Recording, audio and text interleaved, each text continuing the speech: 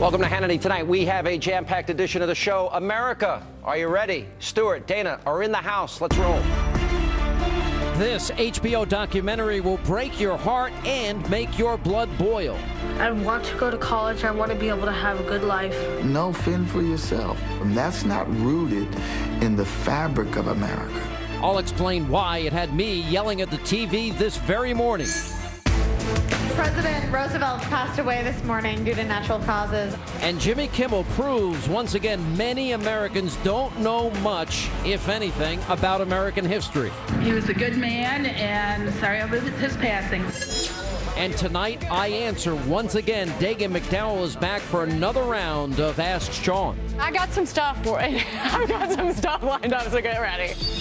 And Jimmy Fallon makes his Tonight Show debut. I'm Jimmy Fallon, and I'll be your host for now. But is he better than Leno? Ainsley Earhardt hit the streets to find out. Are you excited about him hosting? I do like his show. Yeah, better than Leno? Yes. Hannity starts right here, right now. All right, so earlier today I was home watching HBO. I came across a documentary called American Winner. Profiles families living in Portland, Oregon, and the financial struggles they are facing. I want you to see a clip of this film.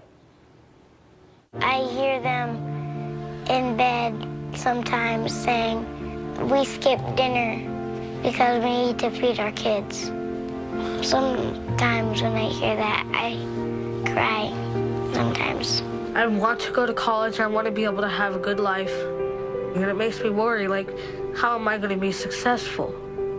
And how am I going to be able to provide for my family? I worry about that every day. Now, the stories are absolutely heart-wrenching, but as the film went on, I found myself screaming, literally, at the television, like you liberals do me, because the only solutions they offer to fix the problem, the same old liberal talking points. Let me give you an example. Watch this. If capitalism is not regulated or checked, there's a harsh logic, and it will always seek out the lowest cost, highest return. We've reduced taxes, and now people are more vulnerable. And my job is to communicate to people the absolute moral imperative during these times of using public resources to maintain this safety net. If there was a shred of truth to the idea that the richer the rich got, the better everyone else would be and the more jobs we create, today we would be drowning in jobs. It's obviously not true. Hey, with reaction to all this, Fox News contributor DeRoy Murdoch. And DeRoy, by the way, wrote a very powerful piece. It was on National Review Online titled, "The United States of Decline, America Unravels at an Increasingly Dizzying Pace."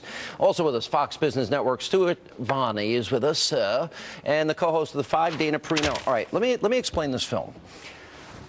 I'm sitting here, we know the statistics. We got 50 million Americans on food stamps. We got a labor participation rate, the lowest level since 1978. And I'm watching this film, and I see mothers with kids going into shelters because that's where they have to stay.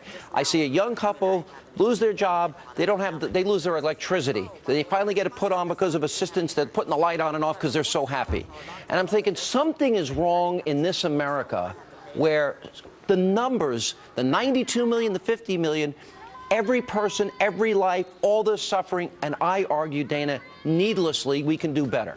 Well, certainly we can do better. In any system, and in a capitalist system, you're going to have people who don't make as much as others, depending on work. The thing that really bothered me about the clip that you showed is the child who says he's anguished and he worries every day about how he will provide for his own family, which presumably is about 20 years down the road. The financial insecurity that people are feeling, I think, is permeating all the way down to someone who's, what was he, 10 or 11 years old. Yeah. You shouldn't worry about things like that when you're only that age. Let me give you some examples. We don't drill on government lands. Leases are down 50%. How many jobs could we create tomorrow, Stuart? Oh, look, if you liberate the energy resources that America has under our own turf, you liberate that, you produce real economic growth, and you go a long way towards changing the mood of America. President Obama has fundamentally shifted the mood of America and the kind of society we are. We've become collectivist. It's not your fault if you're down in the dumps. No, you need government help. We are collectivists. That's what we've become. It's only a short-term thing. You could reverse this very, very quickly with real economic growth. Let me just, all right, so we can't drill, and we have more energy than the entire Middle East combined because he reduced leases 50%. Then government subsidies creates a disincentive for hiring to the tune of 2.3 million new jobs. And the new report by the CBO today, minimum wage, government policy, another 500,000 jobs are going to be lost to Roy.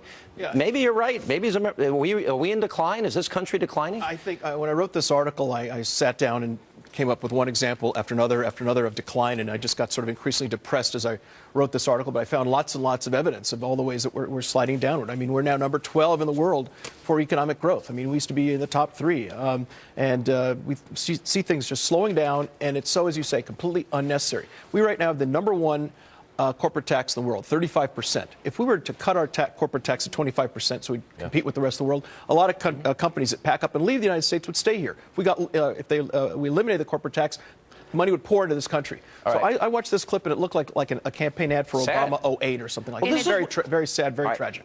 Both Stuart and Dana are very good friends of mine, and both ganged up on me last week, so I had to bring you in for well, because I'm mad at the Republicans. I want to read DeRoy's last paragraph. He said, the American people have been betrayed both by Obama, the Democrats, whose lust for control intensifies every day, and Republican leaders whose cowardice and defeatism has turned their guts and spines into tapioca. Which is great writing, by the way. Thank you. Great flair. I'm mad the Republicans aren't doing anything.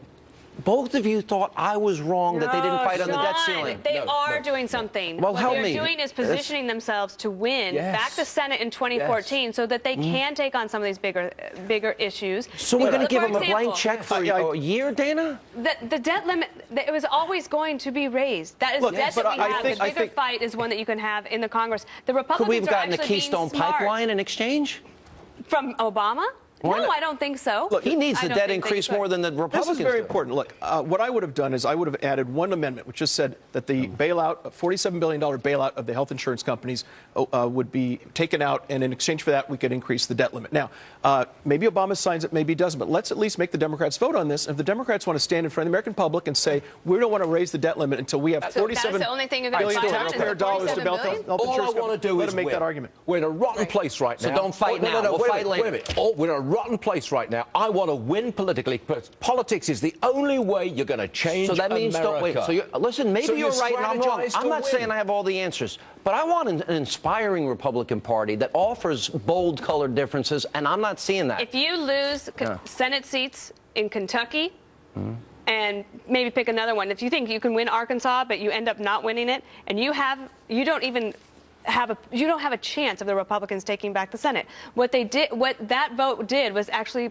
put further pressure on Mitch McConnell unnecessarily. We're spending money to defend Mitch McConnell in Kentucky when we should be spending that money in red states that we could win. Look, ultimately, it may turn out that Harry Reid says, look, we got to vote this way, and maybe in the end the Republicans have to cave in. But for God's sake, 2 or 3 days they can stand up, argue this, make the point, educate people, energize the base, and maybe at the end they can't But just 2 weeks ago, across the finish people line, on the far right, the pundits were saying, even actually the liberal pundits were saying, this is not the time to do immigration. Republicans should focus like a laser beam on Obamacare. As soon as they make the decision to do that, then they're ridiculed again the following week by their friends. Let me ask this question. Is part of the problem the American people? I'm watching Jimmy Kimmel the other night, and a Kimmel producer goes on the streets to find out what people think of President FDR's recent death. Watch this. President Roosevelt died this morning. Do you have anything to say to his widow, Eleanor? Oh, wow. Truly sorry for your loss. That's a great book for the histories right there. Which achievement do you think he'll be remembered for the most? The Louisiana Purchase or the Sacagawea dollar? The Louisiana Purchase. Did you follow his account on Twitter, his little jokes? Oh, yeah. Oh, my gosh. He's a funny guy. Really? Yeah. I actually have seen him now. Oh, cool. Do you think it cheapened the Oval Office when he made that brief cameo in the movie Pearl Harbor? Sort of stunt casting? No, it might have put, more focus on Washington, D.C. Was it weird how slapstick his role was, like falling out of the wheelchair? No, I think that makes him look like he has a sense of humor. You're saying you don't think it's real. I do. How many interviews did they conduct? And then they pick out the ones that suit their point. I do it on radio. And put them on the air. That's control.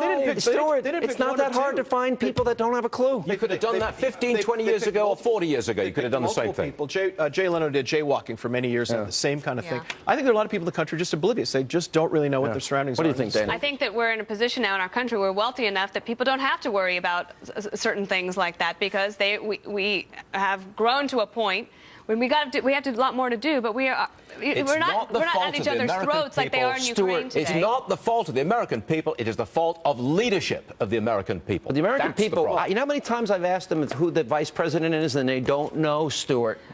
So you're blaming America? You blame the American people? I'm blaming some people. They have a civic responsibility to know who the vice president is. People have a responsibility to know what's going on in their society. We got to break. Leaders, please. People need to read and watch Dana. You have to do a segment on the EPA regulations on coal-fired power plants because I agree with you. You promised me you will do a segment on that. Or whenever, but that's important.